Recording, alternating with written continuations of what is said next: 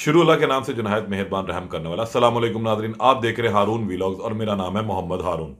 गुज़िश्ता रात थाना तांदलियावाला फैसलाबाद में एक इंतहाई अफसोसनाक वाक़या पेश आया जिसमें तीन सगे भाइयों को हवालात के अंदर कत्ल कर दिया गया। इसके बाद पुलिस की दौड़ें भी लग गई हैं। इस पे बहुत सारी चीज़ें सामने आई कि ये लोग कौन थे, तो मालूम ये पड़ा, जो इब्तिदाई इतलात थी कि इन मरने वालों का ताल्लुक खरल बरादरी से था, सुखेरा बरादरी से था, और जो मुल्ज़िमान हैं उनका ताल्लुक खरल बरादरी से है।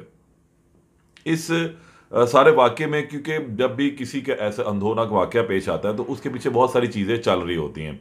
ऐसे ही कोई किसी को उठ के मार नहीं देता। ताहम आज कुछ तफ़सीलात मेरे पास आई हैं इस तमाम वाक़ये के हवाले से, और कुछ मैं आपको तफ़सीलात बताऊँगा इस इंसिडेंट के होने के पीछे क्या मुहर्रिकात थे, कि ये दुश्मनी क्यों चलती आ रही थी। दुश्मनी तकरीबन कोई 5 से 7 साल पुरानी बताई जाती है, और सुखेरा और खरल बरादरी आपस में बिल्कुल साथ-साथ ही ये लोग रहते भी हैं। लेकिन उसके बावजूद इनके दरमियान इतनी खौफनाक दुश्मनी, जिसमें अब तक जो खरल बरादरी है उसके तकरीबन 5 अफराद लुक़मा अजल बन चुके हुए हैं, और जो आज सुखेरा बरादरी है अब इनके भी 3 अफराद लुक़मा अजल बने हैं। लेकिन इस वाक़ये के बाद की कुछ जो सूरत हाल है वो बहुत ही अफ़सोसनाक होने के साथ साथ मुज़हका खेज़ है, कि पुलिस किस तरह अपनी नाअहली, निकम्मेपन को जो है वो छुपाती हुई हमें नज़र आ रही है। मैं इसकी कुछ डिटेल पहले सबसे आपसे शेयर करता चलूँ कि असल में इन दोनों के दरमियान दुश्मनी की वजह क्या है। इन दोनों पार्टियों के दरमियान दुश्मनी की वजह जो है एक खंबा लगाना या ट्रांसफार्मर लगाने का बना था, कि वहाँ पर इनकी ज़मीनों पर एक ट्रांसफार्मर या खंबे को नस्ब किया जाना था, जिसके चलने से वहाँ पर ट्यूबवेल को बिजली मुहैया होनी थी।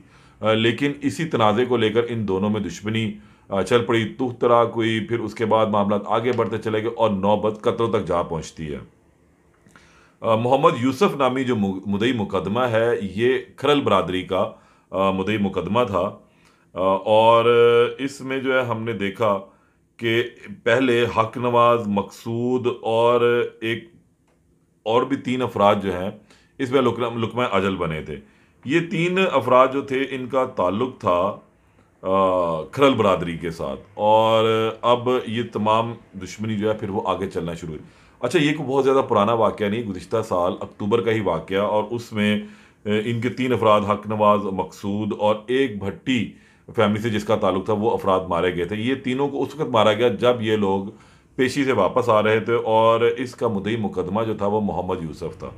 लेकिन ये दुश्मनी अब आगे चलती रही। 2 महीने नहीं गुजरे, 10 अक्टूबर की बात है, और अब आज हम बात जो कर रहे हैं वो 6 जनवरी है।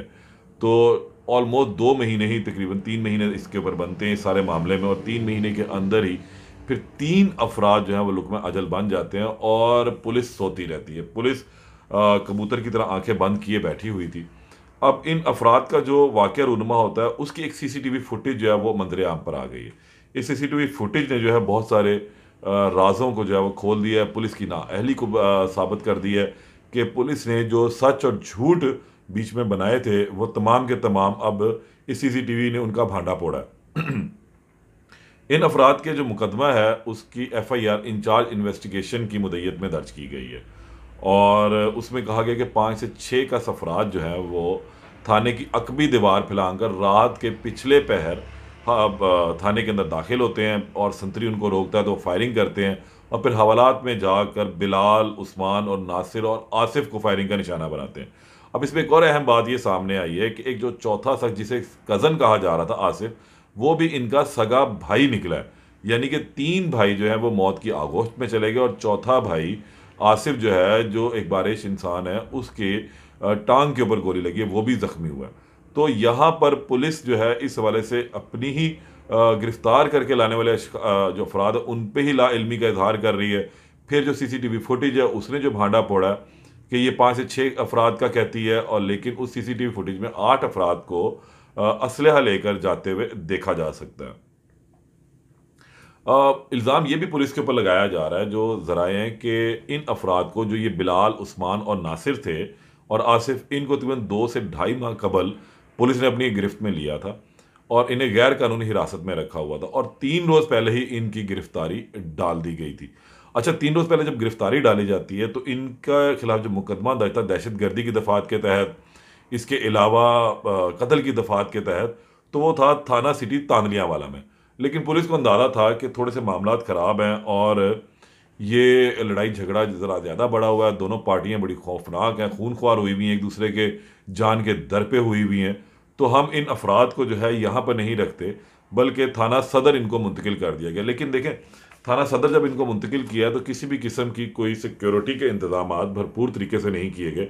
बस एक फॉर्मेलिटी थी, वो पूरी कर दी गई कि उनको तांदलियावाला थाने की बजाय सिटी थाना मुंतकिल किया गया, सदर थाना मुंतकिल कर दिया। और उसके बाद पुलिस वहाँ से खुद खामोश तमाशाई बनकर सो गई और एकदम 5 अफराद आए और वहाँ पर 7 अफराद आए, पुलिस कहती है 6 अफराद आए, 5 आए।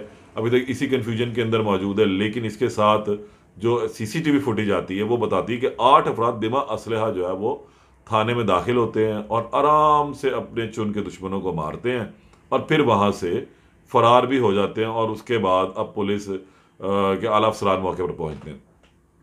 आईजी पंजाब ने इसका नोटिस ले लिया। अच्छा, नोटिस अब मेरा तो ख्याल है कि इन कत्ल का नहीं लेना चाहिए, बल्कि नोटिस इस चीज़ का लेना चाहिए कि मुखबर कौन है।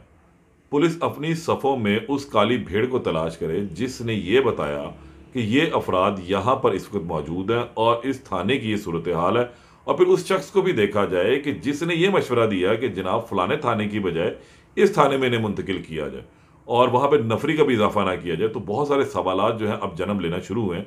एक हाई ऑफिशियल कमेटी बना दी गई स्पेशल ब्रांच की इंटेलिजेंस के सरबराह की सरबराही में, और उनके साथ एक और डीआईजी भी शामिल है। और जब वो इस तमाम वाक़े की छानबीन करेंगे, आज सुबह वो थाने भी गए हैं, जाके वहाँ महल वकूअ का भी जायज़ा लिया और लोगों के बयानात भी रिकॉर्ड किए, मुख्तलिफ लोगों से इस हवाले से पूछगिछ भी की गई है। लेकिन देखना यह है कि असल जो कल्प्रेट है वो कौन है। क्या पूछगिछ करने से कुछ हो सकता है? पुलिस ने अपने किसी भी पेटी भाई के खिलाफ मुकदमा दर्ज नहीं किया, हालांकि उल्टा उसी इंचार्ज इन्वेस्टिगेशन में जिसकी एक कस्टडी में थे, अदालती तहवील में थे, क्योंकि ये इनका रिमांड ले आया हुआ था। तो जाहिर सी बात है, तो फिर कत्ल का मुकदमा जो है बेसिकली इसके खिलाफ भी दर्ज किया जाना चाहिए था। लेकिन पुलिस ने यहाँ पर डंडी मारी और अपने पेटी भाई को बचा लिया और उसी की मुद्दत में ये मुकदमा भी दर्ज करवाया गया। अब ये कितने दिन के रिमांड पर थे और इनको जब यहाँ मुंतकिल किया गया तो फिर इजाफी नफरी क्यों नहीं बुलवाएगी? और अगर इजाफी नफरी बुलवाने की समरी भिजवाई गई थी, कोई लेटर लिखा गया था, कोई याद दहानी का जो है ख़त भेजा गया था या कोई टेलीफोन कॉल की गई थी, तो उसका कोई रिकॉर्ड इस वक्त बिल्कुल होना चाहिए। और अगर उसके बावजूद नहीं भिजवाएगी तो फिर उसकी गफलत भी सामने आती। ये जो 3 अफराद का कत्ल है ना, ये बेसिकली हमारे जुडिशल सिस्टम के ऊपर, हमारे निज़ाम इंसाफ का जो एक तरीक़ाकार है और हमारी पुलिस का जो एक तरीक़ाकार है, उसके ऊपर एक इतना बड़ा सवालिया निशान है कि, और इतना बड़ा काला धब्बा है जिसको जितनी भी मिटाने की कोशिश की जाए वो ये कभी भी नहीं मिटना, ये फैलता चला जाएगा। तो अब पुलिस के पास सिर्फ एक ही चीज़ मौजूद है और वो है कि इस हवाले से जो असल कल्प्रेट है उसको तो उन्होंने पकड़ना जिन्होंने आके मार लिया, लेकिन जिसने उनको ये तमाम रास्ता फराहम किया जो इसकी अपनी भेड़ों में मौजूद है उसको भी तलाश करें, ताकि जो है उस इन दोनों पार्टियों को इंसाफ मिल सके। पुलिस को इसकी हसासियत का इल्म होना था, और बल्कि था भी, कि पहले भी एक पार्टी के 5 अफराद मर चुके हुए हैं और अब दूसरी पार्टी उसके दर पे हुई है। तो अब उन्हें चाहिए कि भाई किसी तरीके से या तो उनकी सुलह पहले करवा दी होती, और सुलह नहीं करवा सके तो अब इनकी कस्टडी बढ़ा के रखते, ये रिमांड पे ना लाते। और जो इल्ज़ामात लग रहे हैं कि पहले से गैर कानूनी हिरासत में थे, तो फिर बहुत सारे और मज़ीद सवाल जन्म लेंगे। लेकिन अब देखते हैं कि आने वाले दिनों में जो इन्वेस्टिगेशन की आला सतही कमेटी तश्कील दी गई है और जो टीमें बनाई गई हैं, वो इस तमाम वाक़े की इंटरनल क्या इंक्वायरी बनाती हैं और क्या रिपोर्ट जो है वो आला हुकाम को पेश की जाती है और इस पर फिर क्या एक्शन होता है। वज़ीर आला पंजाब जो है उनको भी इसके हवाले से जो है नोटिस लेना चाहिए कि थाने की हवालात में 3 लोग जो हैं वो कत्ल हो जाते हैं, गो कि वो मुल्ज़िमान हैं, मुजरिम अभी तक नहीं है और कोई जुर्म उन पर साबित नहीं हुआ। तो बहुत सारी चीज़ें जो हैं इस हवाले से अभी देखने के लायक हैं, और अब देखते हैं कि आने वाले दिनों में पुलिस इसमें अपनी क्या रिपोर्ट देती है। मेरी भरपूर कोशिश होगी कि इस हवाले से आपको लम्हा ब लम्हा अपडेट करता रहूं। तब तक के लिए इजाज़त दें। अल्लाह ने के बाद।